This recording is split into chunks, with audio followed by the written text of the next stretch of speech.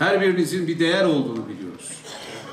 Sahip olduğunuz birikimleriniz artık tüketen değil üreten, kullanan değil yazan, teknolojiyi ithal eden değil ihraç eden bir geleceğin hazırlayıcısı olacağınıza inanıyoruz.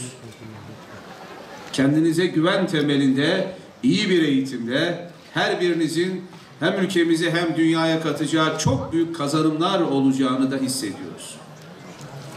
Ve üniversite eğitiminin sadece bir diploma veren değil, sadece bir iş sağlayan değil, bir gelecek, bir büyük geleceği satın alacağınız ve buna dönük hazırlanacağınız, bir dönüşüm yaşayacağınız bir merkez olmasına gayret ediyoruz. Bunu hissettiğiniz zaman, içinizdeki sese ve enerjiye kulak verdiğiniz zaman çok büyük şeyleri başaracak ve gün gelecek ülkemizi işte o hedeflediğimiz yarınlara ulaştıracaksınız. Bakınız, Diyarbakır'ın seçilmesi tesadüf değil. Diyarbakır kadim bir geçmişin, 10.000 yıllık bir medeniyet birikiminin her alanda şüphesiz belirleyici bir kent kimliğinin adıdır. Ama şüphesiz artık kent ekonomilerini konuşmamız gerektiği gibi bölgesel ölçekte bu işbirliklerini de konuşmamız gerekiyor.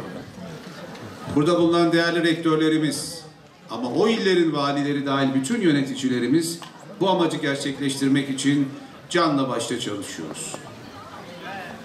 Her biriniz ve her birimiz bu geleceğe inandığımız zaman ve çalıştığımız zaman göreceksiniz gelecek hepimiz adına çok güzel şeyler getirecek.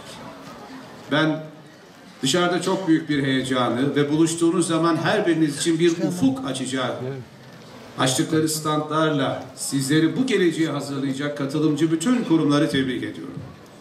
Kamu kurumlarından özel kurumlarına, iş adamlarımızdan organize sanayi bölge yönetimlerimize, katkı veren bütün paydaşlarımıza ülkem ve gençlerimiz adına teşekkür ediyorum. Köln'de, Londra'da, Afrika'nın en ucunda olan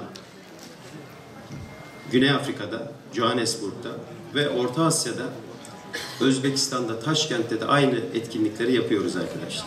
Oraya da tabii yurt dışında olduğu için İngilizce bir sloganla Kickstart Your Career in Turkish Global Companies.